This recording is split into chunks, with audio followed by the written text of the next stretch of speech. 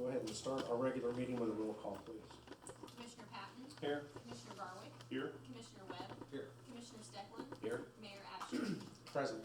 Mr. Musgrave, would you lead us in the pledge? I pledge allegiance to the flag of the United States of America and to the republic for which it stands, one nation, under God, indivisible, with liberty and justice for all.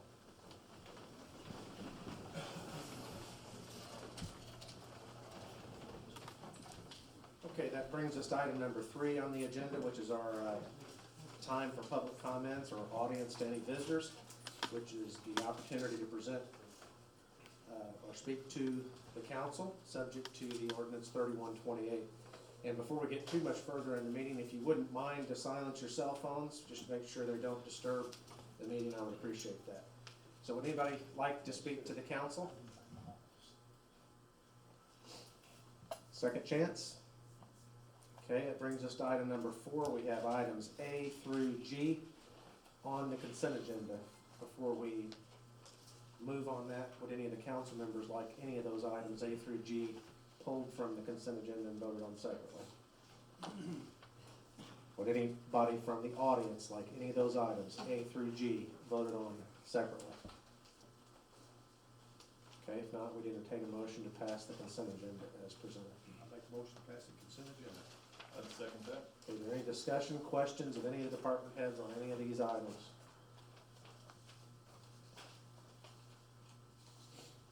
Okay, roll call please. Commissioner Patton. Yay. Commissioner Garwick. Yay. Commissioner Webb. Yay. Commissioner Steckland. Yay. Mayor Absher. Yay. Okay, under new business, item 5A, we have a resolution and a presentation, I think. Or is that what you are here for, John? Okay, why don't you come on up?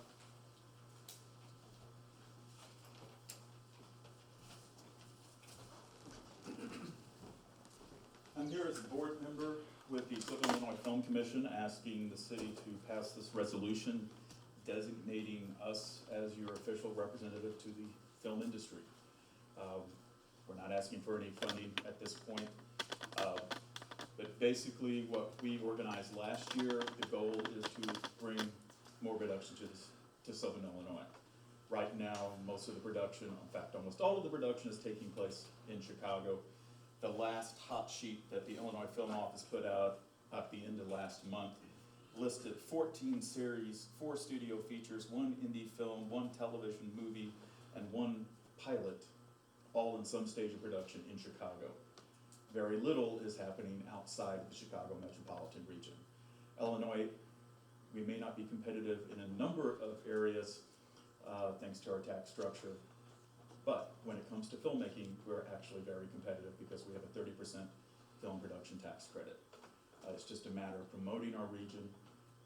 The film Range Runners, which shot here a year ago down at Ferncliff and Giant City and Shawnee Bluffs Canopy Tours and Touch of Nature, they've been on the festival circuit this year. They've won a bunch of awards. They're going out to the the American film market next week, where they hope to either find distribution or to sell the film to some streaming service. And that will get Southern Illinois on the map, because it's a small production, but it was professional production that highlights us very well.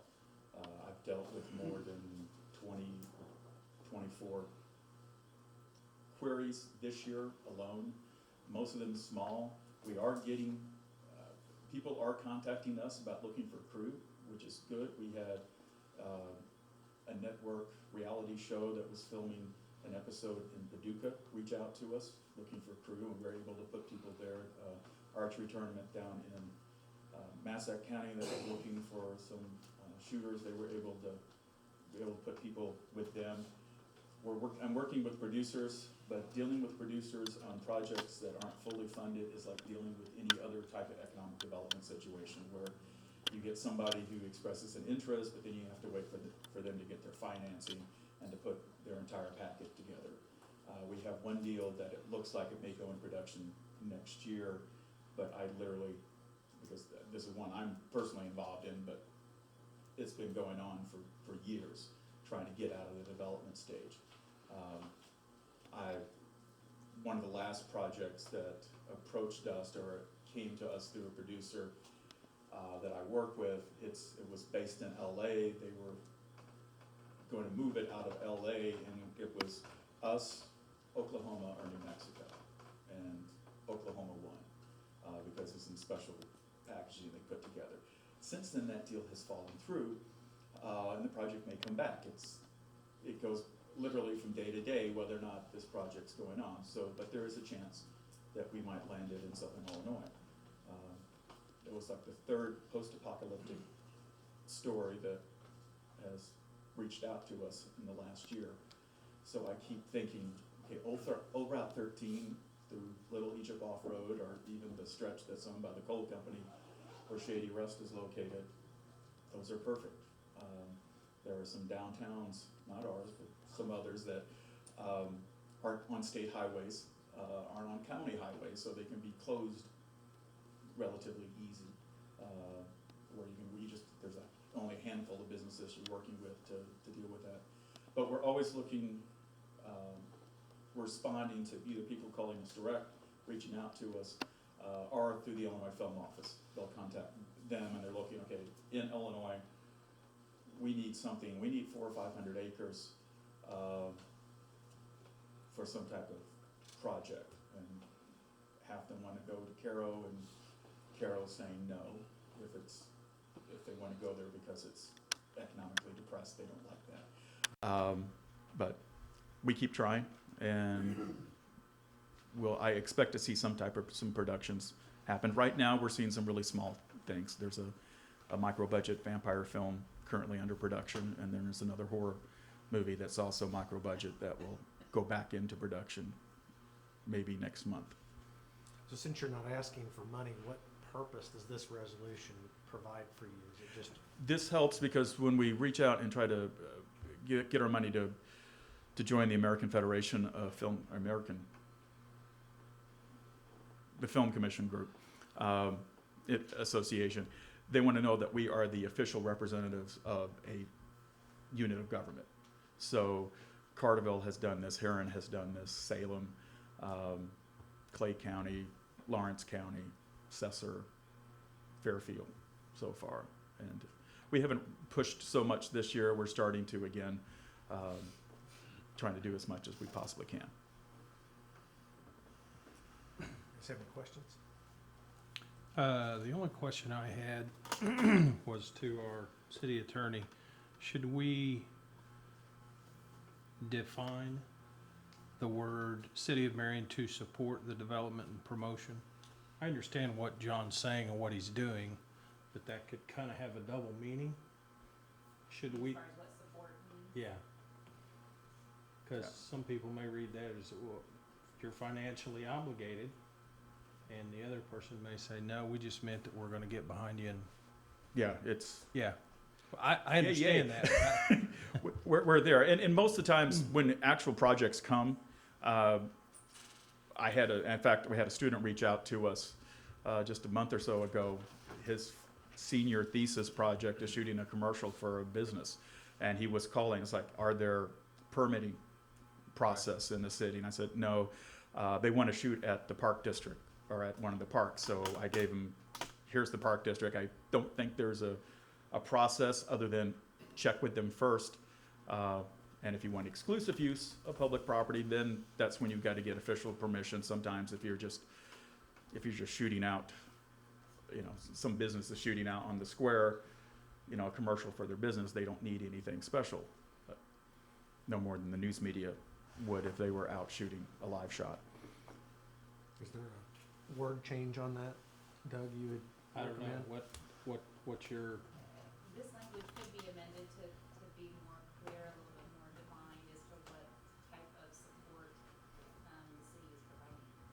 I don't know, I hate to be a stickler, but I just don't want it to come back and bite us later on. What do you guys think? How do you feel about it? That wouldn't have occurred to me, but I understand where you're coming As from. long as the word monetary doesn't just go right before that Yeah. support, then I think support can be defined lots of ways. It's gray. But I would defer to, if you feel that this is, I'm I'll all put right us with in it a- if you are. Miss Attorney. Well, I didn't draft this, so, I mean, it's up to you guys. I think this could be interpreted pretty broadly. How about we let the attorney, look this over and, see what would be appropriate and then bring this up maybe at the next meeting? Well, you could also just replace support to promote, and that's, doesn't imply financial. I wouldn't.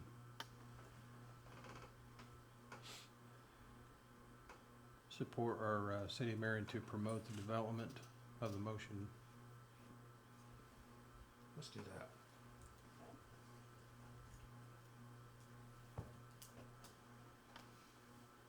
So we're striking one word. Would you, so you're, Doug, you're saying to promote the development and then strike and promotion of? Yes. That works for me. John, how about you? Yeah. You okay with that? So for clarity, the first sentence, therefore, it shall be the policy of the City of Marion to promote the development of the motion picture industry in ... Correct. Mhm. Is that acceptable with you? Okay. Is there a motion to that effect? Yes, make the motion to approve resolution 2019-20. Second. Okay, roll call, please. Commissioner Patton, Yay. Commissioner Barwick, Yay. Commissioner Webb, Yay. Commissioner Steckland, Yay. Mayor Absher. Yay. Thank you, John. Okay, thank you. John. All right, item 7A, this IEPA water project. This is in your packets. I think we've, do you have anything to discuss or add on that? What, did I miss something? 6A. Oh, I completely skipped over that. I was all primed and ready to go. I'm in the right section here. I said the wrong one. I'm sorry. 6A. Yeah, that's, this is our annual purchase of rock salt for the street department. It's what we use for de-icing on the roads. So it's a very important thing we do. Doug went out for bid for 600 tons. There is some flexibility. If we have a mild winter, we only have to take 80% of that. Or if we have a really harsh winter, we can go up to 120% of that. So, so there are some flexibilities. The price is $70.54 per ton, and that is a delivered price to the Marion Yard. And you'll see that 720 tons is if we took the full 120%. So with that, I'm hoping for an easy winter, but I'm gonna make a motion to approve the annual contract with CMS to purchase rock salt. And again, this is part of the state pricing, so we get to take advantage of a discounted or a bulk pricing with the state. So it's a really good thing for local governments. That'd be my motion. I would second that. Jim, on your contract, or the contract that I have, I've got 7418. I got a wrong one. CMS, front page, about 2/3 of the way down.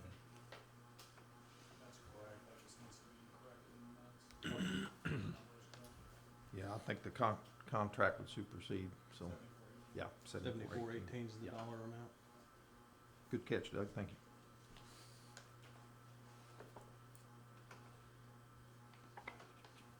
We have a second? We did? Who's the second? Me? You? Okay, any other questions? Roll call, please.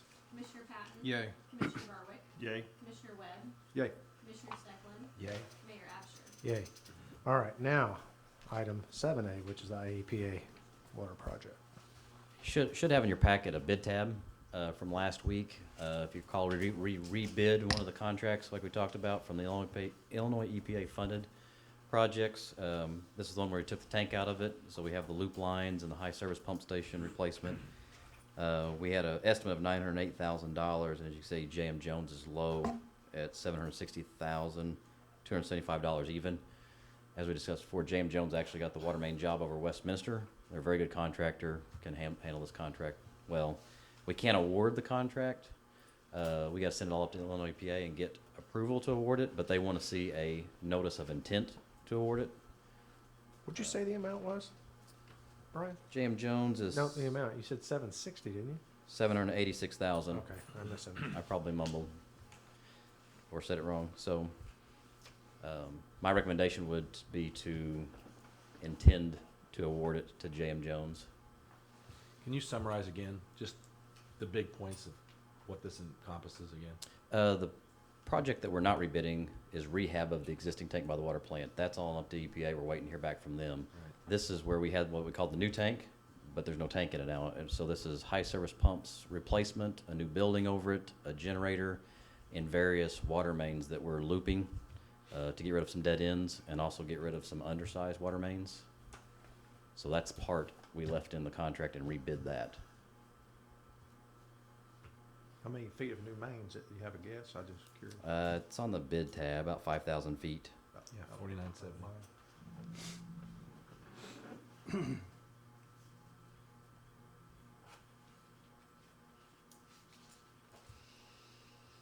And this is the best way to do this because of the cap from EPA on the.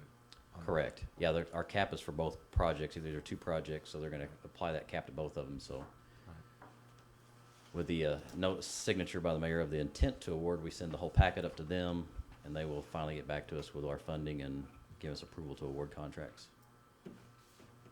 And as we've said, everything with them at this point is verbal, so we need to get everything up to them so they can actually finally get us our actual funding level. They tell you what you're going to get or what you may get, with a caveat that you don't get it until you get everything up to them. So.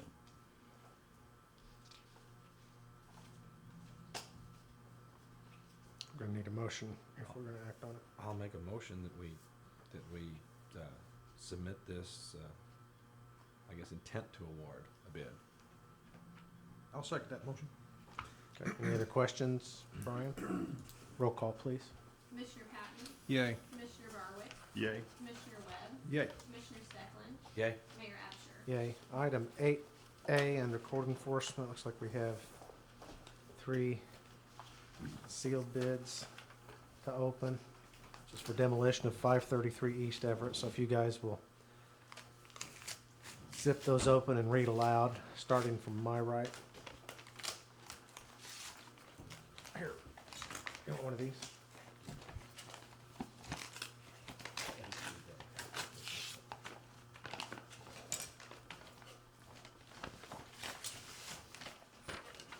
Okay, this is a bid from McVicker Excavating out of Heron, Illinois.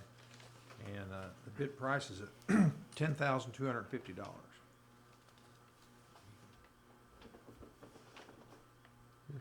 I have Terra Pro Excavating, and their bid price is $4,898.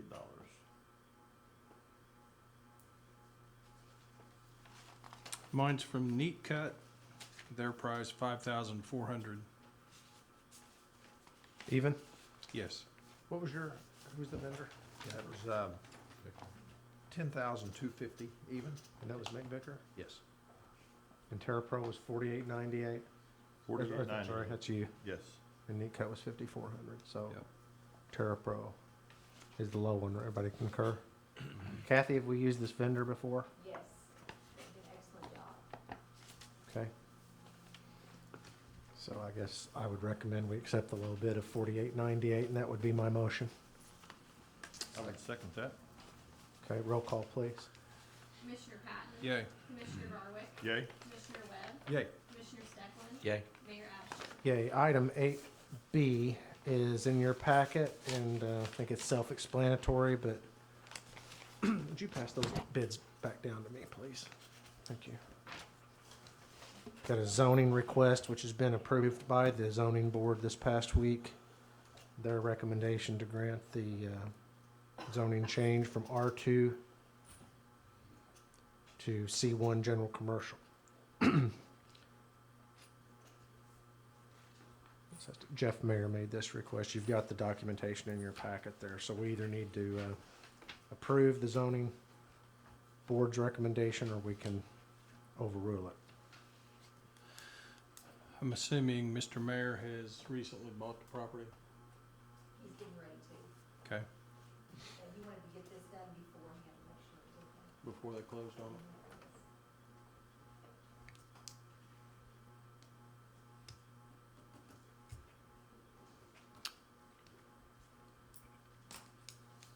Do you have a concern or question with it? No. I was going to go ahead and make the motion to approve the zoning board's recommendation to rezone property at 1308 Scottsboro Road from R2 multifamily to C1 general commercial. I would second that. Okay, any other discussion on that? Okay, roll call, please. Commissioner Patton? Yay. Commissioner Barber? Yay? Commissioner Webb? Yay. Commissioner Stecklin? Yay. Mayor Absher? Yay. Item 9A is an ordinance, oh wait, yeah. This is related to what we discussed at the last meeting. I know I talked to you about a little bit, this has to do with North Market Street parking and you're concerned with there being a stop. I'm gonna take Glenn's word for it based on his measurements that what you're talking about it, what you had recommended a stop sign there. I just don't think I don't think it's feasible. I don't think it's gonna work. I think we need to do what we talked about. I talked to the owner of Adams, one of the owners, Vincent, Uh-huh. and I don't want to say he was okay with us doing away with the east side, but I mean, he understands what we're doing. And if, and I told him the proposal I had thrown out about the stop sign. And he said that if, that didn't work, would the city maybe be able to put a couple of signs up, either limiting the time that people can park? He says currently, even with the parking stalls on the east side of the road, there are some individuals at times that will come and park basically all day to go to some of the other businesses around there. And if we could either put a sign up, and he suggested the time lot of 2 hours, maybe 2-hour parking, or maybe even if we could put a couple signs up for maybe the first 2 stalls for Adams Shoe parking, kind of like what we're going to do for Razor's Edge. I mean, losing 2 parking stalls doesn't seem like a lot, but when you've only got 6 or 7 to begin with, that's quite a bit. So I could support this if we could make maybe some provision to. I don't know why we wouldn't be able to put signs like that. The enforcement of it's another issue. That's just, what it boils down to. But I suppose we could put signs along I'm looking at you, Glenn, right? We could put signs along those lines of what, okay. Tell you who the enforcer would be Mr. Yeah. Adams. Maybe we could just kind of play it by ear and see, Yeah. how it works, and if we see there's a problem, then we can come back with some signs. You see signs like that in towns a lot. Yeah. Not limited 2-hour parking, or 1 hour, whatever you want to put up. I understand the need for us to do away with the side parking. I'm all for that. I just didn't want to do anything that would jeopardize, the business that's there. It's been there for years, so. No question, and honestly, if we hadn't been concerned with that from the beginning, we'd have done it a long Right. time ago. I mean, that's the plain truth of this, Yeah. as we understand, as I'm sure councils did before us, that it affects people. Yeah, I think we've done our due diligence on it, and I feel good with that. Okay. You have 15 spaces you're eliminating on the east side, and you're saving 22 spaces on the west side for this action tonight, between Calvert. We're also adding 16. And we got 16 more that we're adding in the lot that was purchased the last meeting. Okay. So would you like to make that motion on this? I would make a motion, yes, that we would, let me find it here. 9A. That we would approve ordinance 3576 relating to motor vehicle parking on North and South Market Street. I'll second. Okay. Any other discussion? I might add that Doug has a diamond grind machine that he can take off the old stripes off fairly quickly and get new stripes put down, but he'll have to wait on dry weather, of course. So. You're talking about on the street, not just, but we also need to restripe, I think, the parking lot that we're purchasing. It's Yeah, pretty he plans on faded. restriping at the same time. Okay. Yep. Any other questions or comments? South Market also gets a reduction too, in accordance to that ordinance, on the east side. Yes, down to Marion Street, right?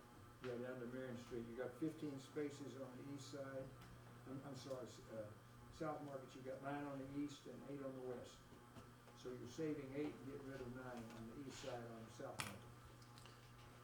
So the layout of that new center line, will that be done by our street department? Yes, We'll do that? yes. Okay.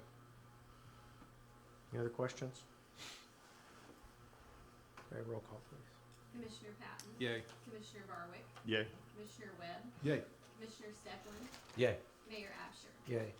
Item 9B, you've got a loose leaf version of this. I think we had a clerical error or an amount error. Although the one that's in my packets is, oh no, it's not. This change from what's in your packet is in the middle of the page. It says, now therefore be it resolved. There's a change in the math from 143,000 to 151. If I find this loose leaf paper that you've got. So that's the change, right? Is that correct? That is correct. Okay, that's the only change in this from what we had prior. Now, Glenn, does this include West Main between Bainbridge Trail and Pentecost? No, no. What- It's all of Pentecost, all of Bainbridge, and a portion of West Main between Boswell and Plains Avenue Oh, Boswell and Plains. on West Main. Okay. This is what we put in the micro seal about 4 or 5 years ago. And the typically life expectancy of that is 7 to 8 years possibly. Keep in mind, this funding was not available until July of 2023. So we're in essence working 4 and 5 years ahead of time through SIMPO. Now, if some entity that's being funded before this doesn't have their funds or whatever, we can move down and pick that up possibly. But right now, we're set for the fiscal year beginning July of 2023 for this money. It's 80-20 split, 80 federal, 20 local.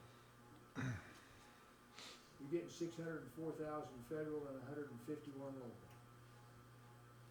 So Bainbridge Trail and Pentecost will go from new 13 to old 13. That's correct. Gotcha.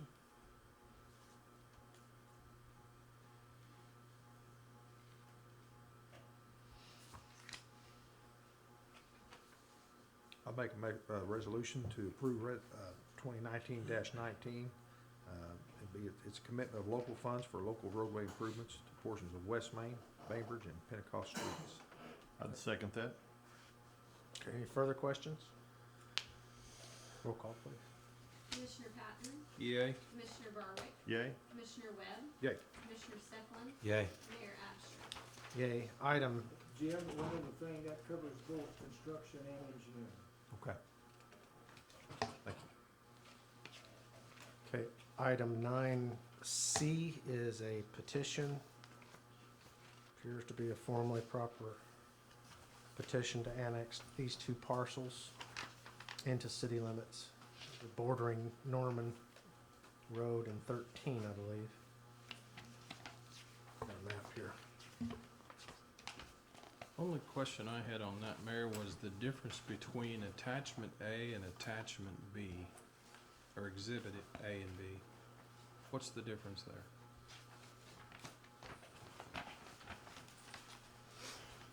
One letter. I think it's a different parcel altogether, isn't it? Or am I looking at it wrong? I think there's two PIN numbers here. I presume A is the first PIN number and B is the second? There's two parcels owned by the same person. You've got a triangular piece at the bottom that has a different PIN number than the balance at the north of that. Right. So A and B, or I'm sorry, the two pins would include that highlighted area there. The two PIN numbers, So That includes I the see two what you're pin asking, numbers. I think. This It one is the pin same up piece here, of property. And this is another pin this is down a here. pin there and the rest is a pin there. Correct. No, but what's this one? That's Exhibit B. That's just the top part of Exhibit A. It looks like just blown up. Is that? Exhibit B is the plat and one of the others is the legal description for an ordinance. One is for a petition, one is for an ordinance. It's called Exhibit A and Exhibit B. Oh, okay. One applies to the ordinance, one applies to the petition.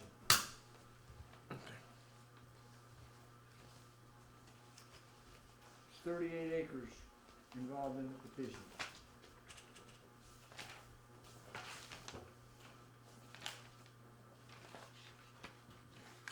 Any more questions? Is there a motion to accept this ordinance? Or any other questions for that matter? Do we know if there's, what the plans are for that Subdivision, I believe. subdivision? Not necessarily immediately, but that's what I was In the future? led to believe. There is a City of Marion water line that runs right through that parcel, that feeds Springbrook. Gotcha. Excuse me, the Sewer. water line runs along Norman Road. There's a 12-inch sewer line that runs through the property. Right. So it's I'd make, ready to go as far as that goes. I would make a motion that we approve ordinance 3577, annexing parcels 7-17-200-041 and 07-17-400-046, located on Norman Road into the city. I'll second that motion. Any other questions? Okay, roll call, please. Commissioner Patton, EA. Commissioner Barwick, Yay? Commissioner Webb, Yay. Commissioner Stecklin, Yay. Mayor Absher. Yay. Item 10A, pretty self-explanatory, but I'm gonna ask Cody to come up just in case you have questions on it. You may recall earlier in the year, we had a retirement at Boynton Street, and so that we approved temporary hires, I think, to supplement the labor pool down there, especially with that retirement. And this is the recommendation at the director down there, what she's wanting to do, and it's a net cost savings to the taxpayer, so. Correct. I don't know if you have any questions of Cody with that, or So we have two part-time people that's replacing one. Basically, yes. What was the one making per hour? It was north of what's the salary? 21 and some change per hour. So obviously, we're saving a little bit on the Right. per hour cost on A lot the of- salary end, Yeah. and then the benefit cost as well. Okay.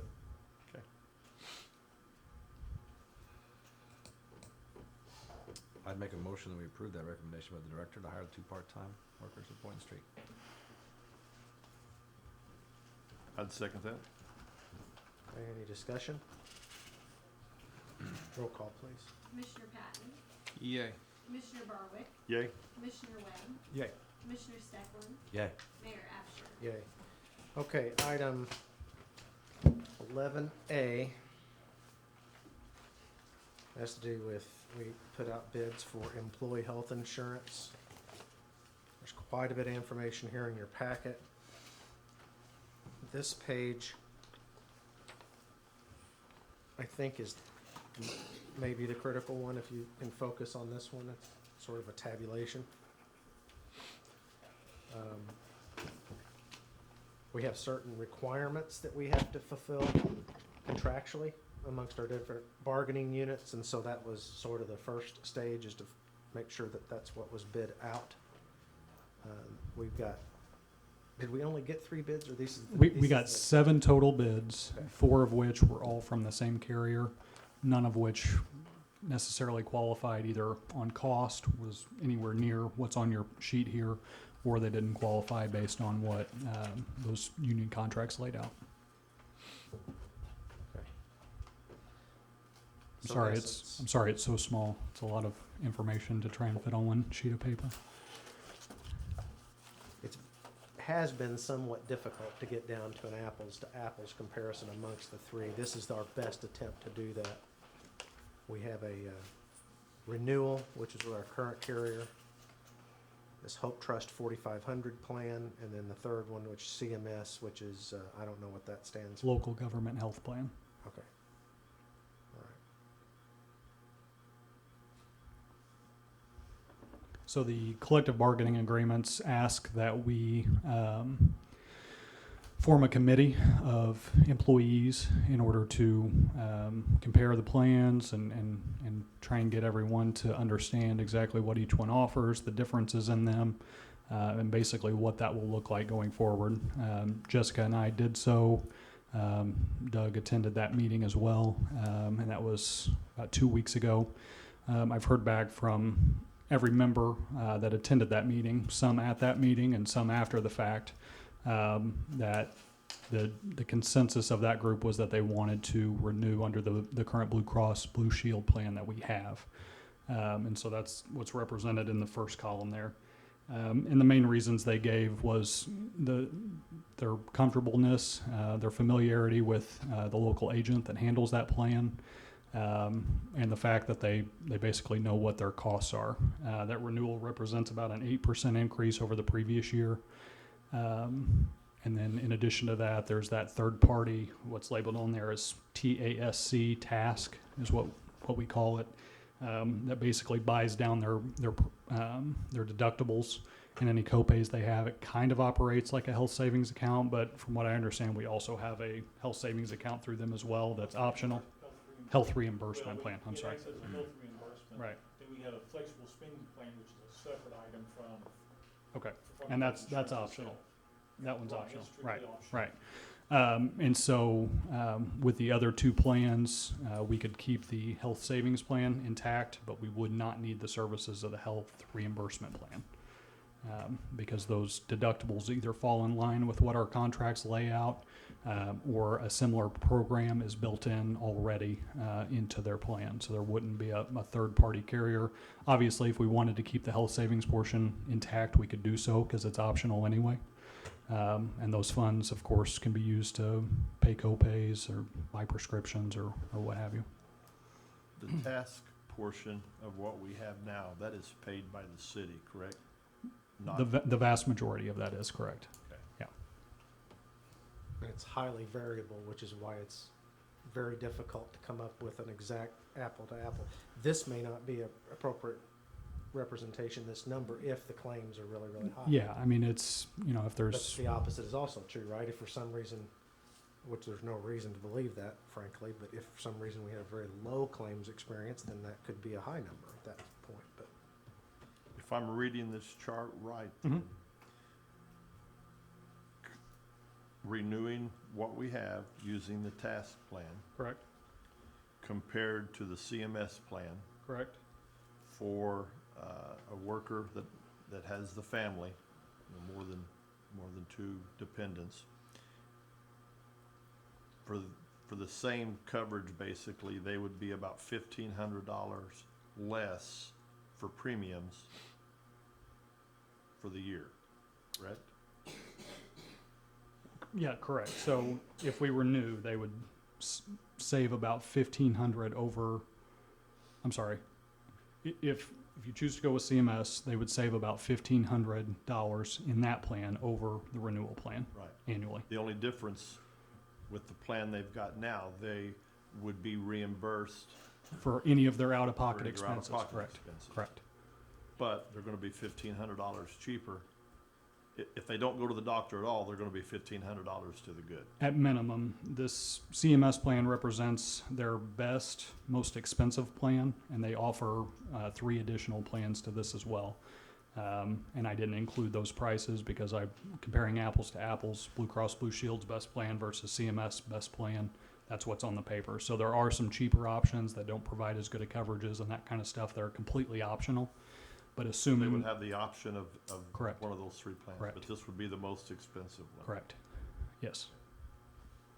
is that in all 3 of these categories? So there's 3 different pricing: single, single plus 1, single plus 2. Yes, Are there multiple choices for each one of those? So it's like a grid? Is that what you're saying? specifically to CMS, Yes. yes, So it's not just the family plan. A single would also have Correct. an option for a a much cheaper option. This is the correct. most expensive. one. Correct. Correct. Do all of these, Cody, have, I call the low deductible, high deductible, So, where the employee has the option of, high deductible plan, the cheaper, or a low deductible plan? The Blue Cross plan and the 4,500 plan are very similar in that respect, in that they have a higher deductible, but that's why the buy down is kind of in place. We use Task on the Blue Cross plan. The 4,500 plan, they have their own health reimbursement plan built into their plan, so they don't operate off of a third party.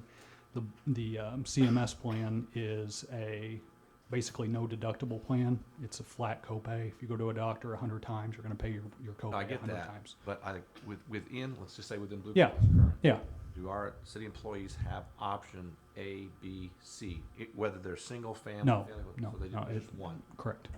Unless, Is that correct? That's correct, yeah, Yeah, just we haven't- the one option. we haven't done that. Okay.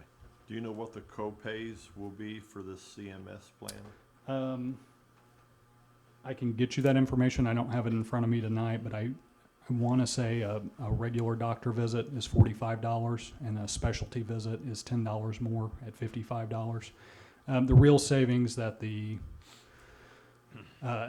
insurance committee that we formed saw was the different copays on prescription medications. The current prescription coverage is pretty good, pretty cheap in comparison to the CMS plan that are fixed on those copays. So their costs would go up if you're a family that has 10 prescriptions, you would pay more out-of-pocket costs with the CMS plan on your prescription coverage than you would on Does the CMS plan have a deductible that you have to meet before you pay a copay every time. first prescription out of the gate? You pay the copay? You pay the copay, right, and the last one out of the gate, you pay the copay. Okay. Any of the proposals include anything with telemedicine, teledoc, or they give, I'm not sure. is that, Blue Cross has the telemed. they do have that? Is that something that we take advantage of as a city? I I don't mean, know. it's less expensive, for one. Yeah, I have no idea. I'm not talking about very, but for a Right. cold or a, Right, something little. yeah, I'm not sure.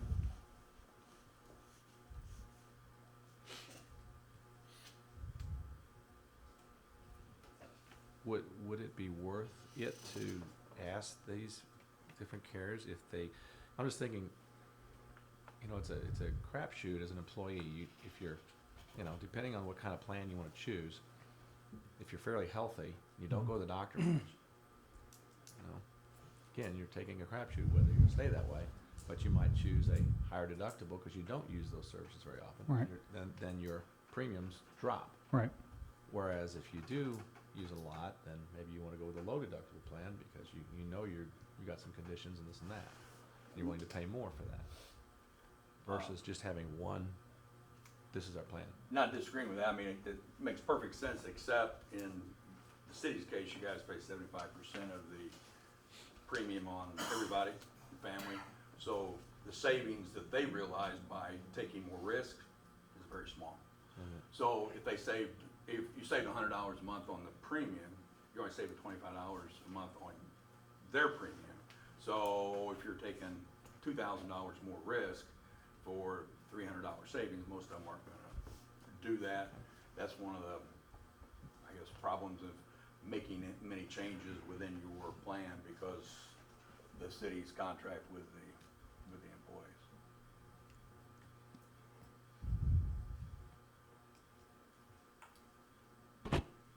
This number, the city portion on the Blue Cross Blue Shield, you've got it 3,196,049. That includes the amount of money going to the task fund. yeah, Steve and I worked on that and had several versions of the sheet that you have, and he agrees that these were the best numbers that we could come up with the information that we currently have. We don't have a renewal amount yet on the task as far as what the per employee cost is, so we're operating off of last year's number on that. And that number is dictated by the number of claims that are filed. There's a per employee fee, just like you would pay a premium. There's a per employee premium every month, but then as far as the reimbursement on the claims, that's the variable amount. How that will be calculated is we'll have a look at the balance that we currently have in the account, and project out what we think the projected payout will be.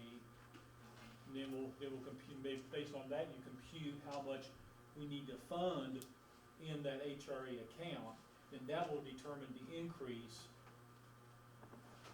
for the HRA premium portion. So with the estimated numbers that you've got, we're still about $196,000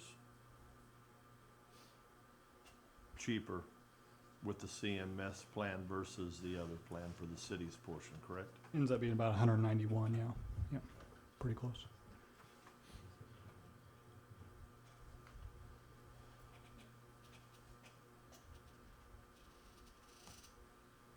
And as far as the dental and the vision coverage, were they pretty well apples to apples?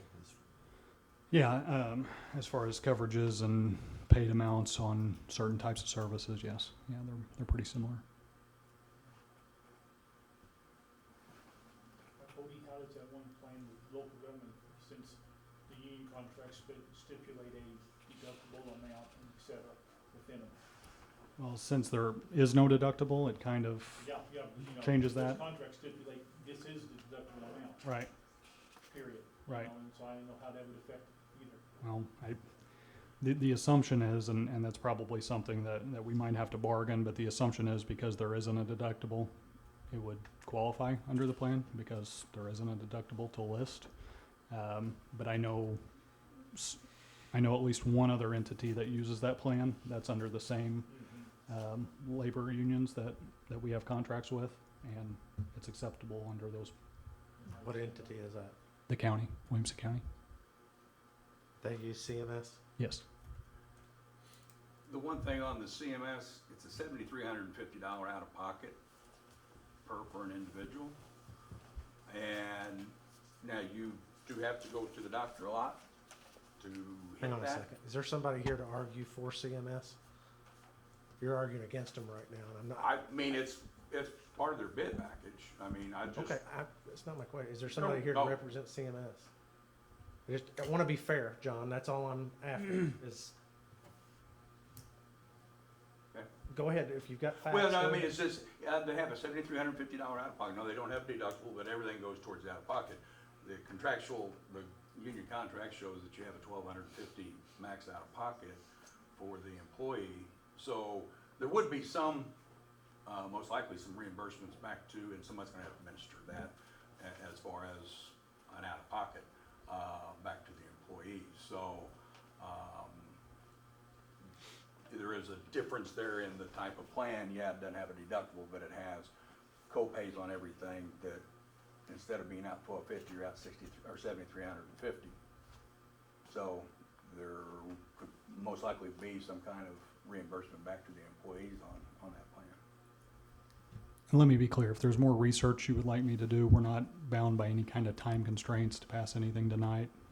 We've got, Did you run into this issue he's bringing up? yeah, but the contracts say deductible, not max out of pocket. So where are you getting that there's a max out of pocket in the contract? It's, in the union contract, didn't it, Steve says we got $500 deductible and $750 out of pocket?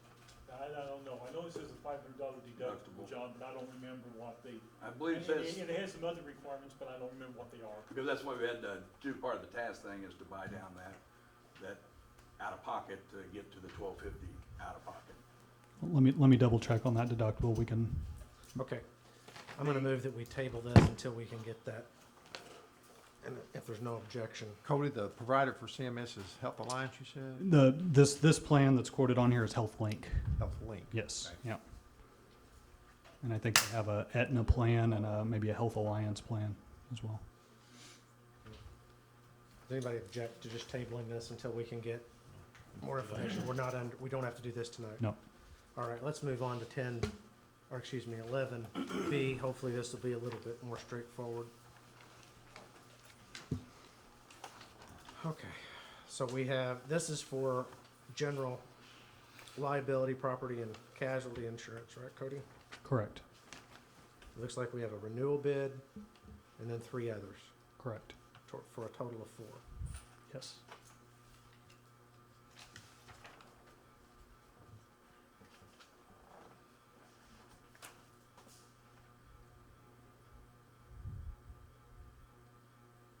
Who is this ICRMT? What company is that? They're their own, it's a local pool of Illinois municipalities. Yeah.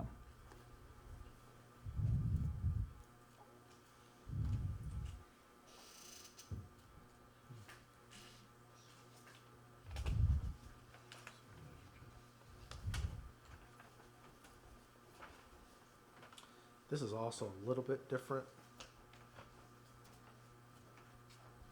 to the extent that, maybe a really bad example to point out, but under IML's coverage, the one thing that I've always had trouble discerning from some of these on earthquake specifically. First of all, there's a lot of companies don't even want to write earthquake anymore.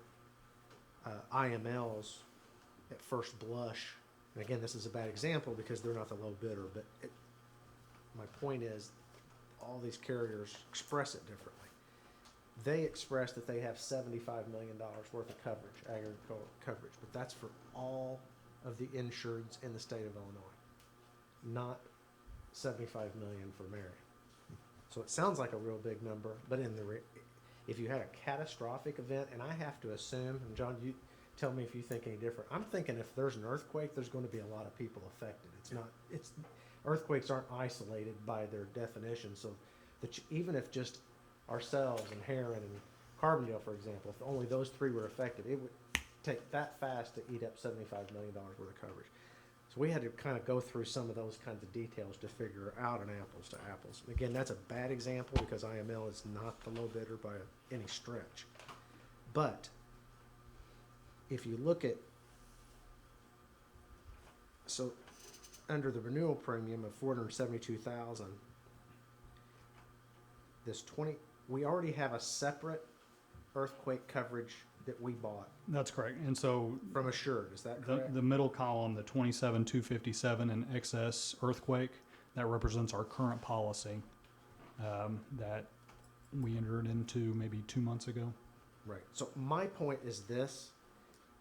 Realistically, so you can see the second column, 472,946, right? You really need to add 27,257, which is the column over. Do you see where I'm pointing to? We really need to add that back to come with an apples to apples comparison. Because this ICRMT has their, will they sell us earthquake separately, or is that another company they're using for the earthquake? Do you recall? It is included in the proposal, Mr. Mayor. Okay. I know it's this amount is included. Will you just sell us, if we choose somebody else, would you just sell us the earthquake part for the 16,000? No. Okay. That's what I figured you'd say. My point is, I think 472,946, you really have to add 27,257, which is our current. That adds up to 500,203 under the renewal versus ICRMT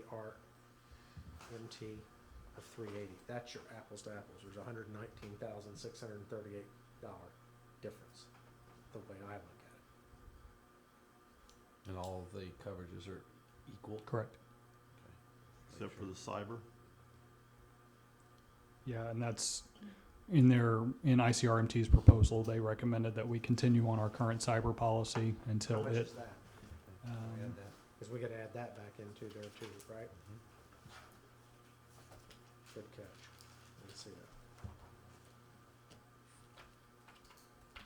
Do you recall that cyber policy? We just did it too. Do you happen to remember?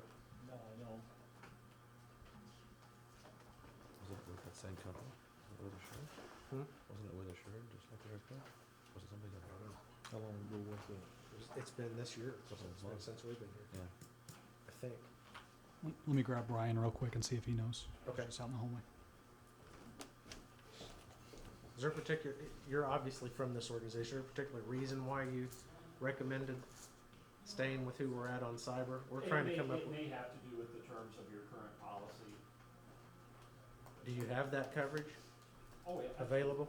Yeah. Did you just find you're uncompetitive with what we already have? Is that why you recommended it that way? I don't believe we looked at it at all based upon the fact that. Well, we've got earthquake, but you went ahead and quoted earthquake. Why would, I don't understand the difference between, Within the proposal, you have earthquake coverage, or cyber coverage. It renews in May. what, the cyber? The cyber policy specifically, Brian's getting me that number.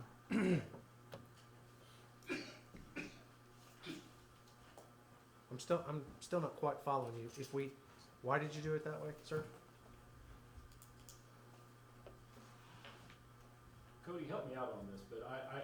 it's my understanding that your cyber policy does not expire for, Well, if that's the reason, that's fine. We've got to add it back in here to make an apples to apples comparison, right? I think the workers' comp is the only one that did not expire. 11,471 was the cyber. 11,471. Thanks, John.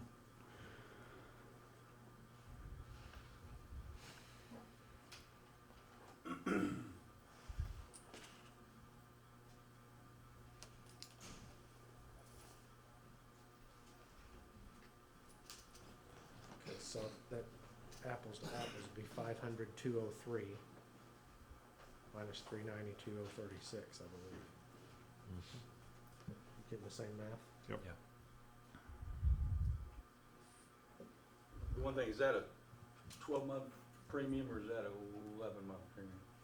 that is the 12 month. It's a 12-month, runs December 1st through December 1st because ICRMT, that's how their year runs. They can sell us an 11-month premium, just take 12ths of that number, and that would be our 11-month premium. If we wanted to run it January through 7 difference. That's what I got. November. So both Commissioner Barwick and I come up with 108,167 in difference. Here again, we're not under a time frame, but we either need to choose one of these or table it until you guys can study it some more or whatever, but there's your math. Were there not some deductible differences between the general liability and Travelers doesn't have one, the GL and the law enforcement, I think theirs maybe 10 and ours is 5.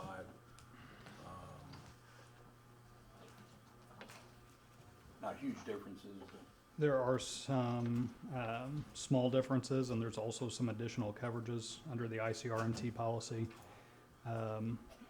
We currently have a $2 million umbrella. The ICRMT offers a $10 million umbrella. 10? 10.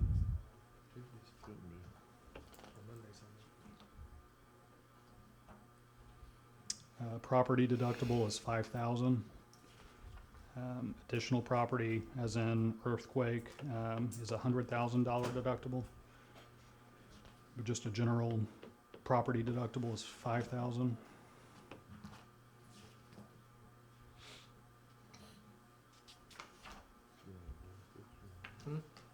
What's your pleasure? I don't care. Do we need to do more analysis on the deductibles or not? No, the deductibles are all within, one's either 1,000 or 5,000. That it all varies, but it's all comparable. I mean, it's not, in the event of a catastrophic loss, 1,000 here or 5,000 there is not going to be a huge difference to us.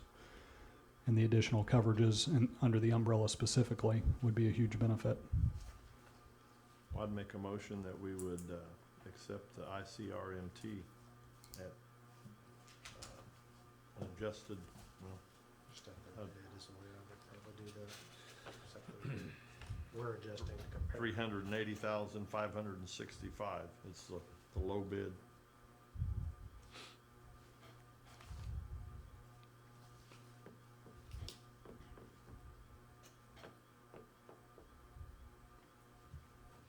Is there a second or not? Cody, do we know how many claims the city sees in a year? I don't have a firm number to tell you now. I know we've had, since we've been here, since the end of April, we've had, I think, 2 police car claims specifically. And then there was probably a claim on Doug's truck at one time here a couple months ago. I think that one was under the deductible, wasn't it? Could have been. Yeah, could have been. That one was under the Could have been. So we had one totaled police car Correct. and one, or we have 2 totaled police cars. I think one was right before we took over. And one after we took, the tree fell on. Yeah.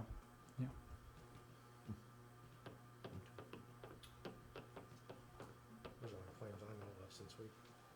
Or April. and just clarify too, I think that's a 2-year deal that you guys are entering into with ICMRT. ICRMT, yeah. 2-year contract, did you say? Yeah, It's a after, one-year contract, but you can't get out for 2 years.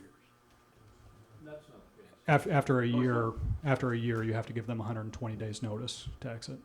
Is I thought that it- correct? I thought it said you could only get out 90 days, you can't get out first year, right? Oh, okay. So in year 2, is this per year? I mean, what are these premiums gonna look like in year 2, I guess is my question. No way of knowing. It's based on your claims history, but we are very impressed with the city's ability to manage its claims. The ICR&T has a pretty established track record all across the state of Illinois. They represent over 700 public entities. They have a 98% retention rate. Very few people ever leave. And that's because they are made up of local governments that have an eye on the cost, an eye on budgets. So we see any increases are very moderate and they're based upon the claims history. Our 36 ICRMT clients last year had a 3% decrease. We have 36 units of local government insured with the ICRMT. We had a 3% decrease last year across that number of insureds. It was 36 the total? We have 36 units of local government Okay. insured through the ICRMT, yes, sir. Okay. Are you guys a for-profit or are you a for-profit company or? We're a private firm that represents the ICRMT, which is a trust of local governments. It is not for profit. It's made up by the member entities.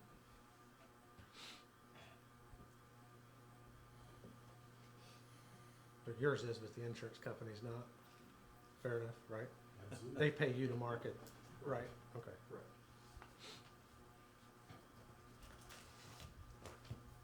Well, that being said, I would second John's motion. I like the savings. Okay, what other questions? Discussion? It's a big decision, but it's a lot of money to save, guys, so. Okay, roll call, please. Commissioner Patton, Yay. Commissioner Barwick, Yay. Commissioner Webb, Yay. Commissioner Stecklin, Yay. Mayor Absher. Yay.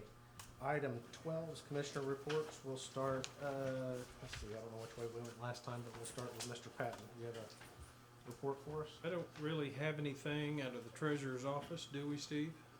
Just business as usual, right? Yeah, just to pay, yeah. The only thing that I would like is, Chris, do you have an update for the hub filter issues? How far along are we on the We end have of that? we do not have numbers, but we have 2 of the 3 companies that are willing to install. One is still searching for the parts, probably is not able to find it. But we have 2 that will install, and we're seeking install labor costs on those. The third will not. How long before we get those bids or quotes or whatever we call it? I'll follow up in the morning and find out, or this evening, find out, see if we've got any progress on it. I will say I asked when I was working out one morning for a tour of that, and if you've not seen that room, it's pretty intimidating. Yes, it is. Yeah, There's a lot in a small footprint. there's a lot in there. And, yeah, But I did see those little diamatous earth bags laying there where I'm like, oh. That's good. Anything else, Doug? No, I'm good. Mr. Barwick? From the fire department, we had a total of 56 calls during the month of September. 10 were 100 series fire, 7 300 series fire, 11 400 series hazardous conditions where there were no fire, 6 service calls, 10 service call, good intent call, 12 activated alarms for a total of 56. They did 5 occupancy permit inspections and 30 annual safety inspections for a total of 35. And it looks like estimated fire loss for the month of September was only $4,500. The estimated assessed property value for this fire was 210,900. So for the month, the saved percentage of assessed property was 97.87%. And for the last 12 months, we're running an average of 70.28% saved of assessed property values. So you guys are doing a good job. Mr. Steckland. Couple things. In the water plant, we had 8 new services, 7 renewed, 1 leak. Installed 70 feet of new 6-inch main. 24 meters were changed in a day and a half, which is pretty incredible. Now that the deposits have now been sent over to the state. If anyone has any questions, this is what we talked about last month, to get your thing before that got turned over. Well, now it's been turned over, so good luck. The number's 800-961-8303, and prepare to be on hold for about 4 days. So, sewer department, just reminder, by weather permitting this week, crews may be starting on North Market Street, so there may be some disruption up toward North Market that you might see there. And then the last thing I've got, this really, Thanksgiving dinner that we touted a little bit. I want to remind everybody that through November the 15th, a lot of our locally owned restaurants are asking all their patrons to round up their bill to the nearest dollar. All this is going to Heaven's Kitchen for the Thanksgiving dinner out at the Pavilion, and that's 20's Hideout Steakhouse, Tequila's Mexican Restaurant, the Vault Cafe, Walt's Pizza, KB's Barbecue, La Fiesta Mexican Restaurant, Benny's Italian Foods. So any of those places you go, if the waitress or waiter doesn't ask you to round up, please ask them, could I please round my bill up? Because sometimes they forget, but they will go, oh yeah, I'm supposed to ask you that. So, and all that money, like I said, goes to them. Did you read those list of restaurants that'll do that? Did I read them? Did you read it? Why don't you just? I just did. Oh, okay. Missed it. Yes. Wasn't paying attention. Just did. So anyway, and just, this is on the city website, so it's a lot of good things. And again, this is open to anyone in the public, so everyone's invited to that. Commissioner Webb. Yes, we just want to remind the public that we have our fall cleanup schedule, which starts Tuesday, November 12th. And we're going to be starting in the southeast section of town. There is a complete schedule on our website, our Facebook page, and our mobile app. So if there's any questions on that, get a hold of us. The only other thing I have is the electronic recycling was another huge success. This is our 5th year, so it went really well. Just a few thank yous to Rob Underwood and the Marion Wildcat soccer team for helping out. Commissioner Doug Patton, Johnny Goss, who has been with us since day one on this. Also Joni Barwick and Tracy Glenn and the rest of the Squared Up team that helped out. We do not have the total tonnage yet, but we was able to fill up a semi-trailer and a truck, so had a lot of people bring stuff in. And then we'd like to thank all the citizens that decided to recycle their items instead of taking them to the landfill. We're looking forward to next year. Appreciate it. All right, under miscellaneous, I know Chief Fitz have a few people to thank, I've been told, so have him do that. Before he does that, though, I just wanted to mention that the Marion High School Culinary Arts Program treated us to the biggest pork chops that I've ever seen in my life before our meeting. Fred Flintstone's. Yeah, Fred Flintstone sized pork chops and some other trimmings. But just want to say, for those of you that may have not experienced it or even toured the new high school out there, the offerings that they have programmatically and curriculum-wise are more than impressive. I'm told that they've got a culinary arts program really that compares to most college programs.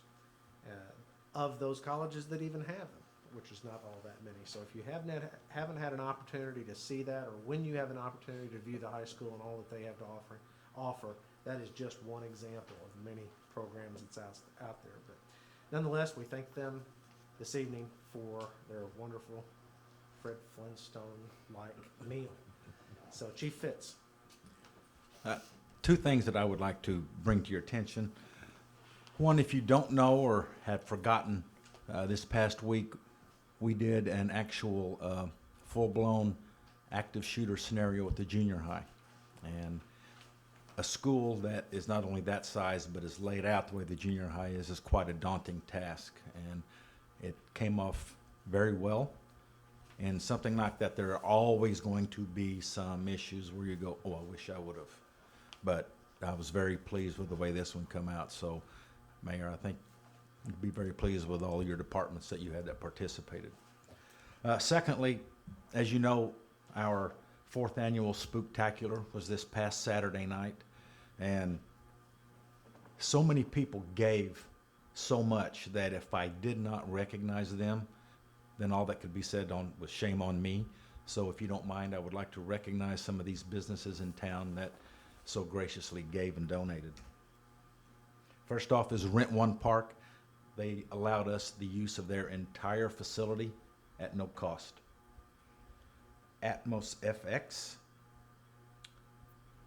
Menards, Frito-Lay, Marion Toyota, Freddy's Steak Burgers, FOP Lodge number 197, Novacom, SI Towing and Recovery, Top Notch Auto Repair, Walmart, Sam's Club, JC Skyline LLC doing business as Country Inn and Suites, Denise and Brian Stearns, Zeller Construction, Target, Diedrich Group of Companies, Backyard Burger, Pepsi Mid-America, Graphics Galore, Smalls Food Store, Valerie Bethel as CB Prime, Louis P&R, Club VIP DJ Services, the Marion Fire Department, the Marion Street Department, and the numerous businesses, citizens that created a trunk or had a table and passed out thousands of pieces of candy at their own expense. And the best estimate that we could come up with is there was probably a minimum of 10,000 people that showed up. And the weather was not great. It didn't cooperate for most of the day, but still the people braved the weather and they came out. So we were tickled to death. So see you all next year. Thank you, sir. That was quite an impressive showing.